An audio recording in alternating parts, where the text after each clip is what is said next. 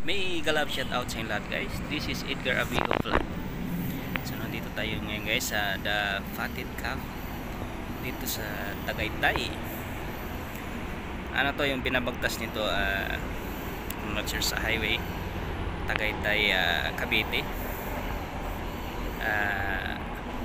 papuntang ano to, nasugpo na rin yung way na yan. Kung galing kayo ng ano, for example Alabang, madadaanan nyo to, papunta kayo ng Nasugpo.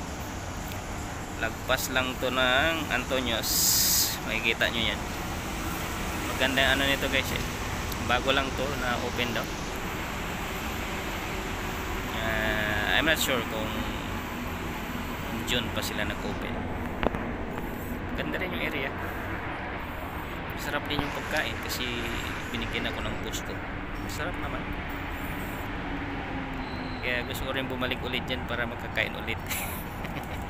Thank you sa mga nanonood at don't forget to like, share, and subscribe to my YouTube channel. Thank you so much guys.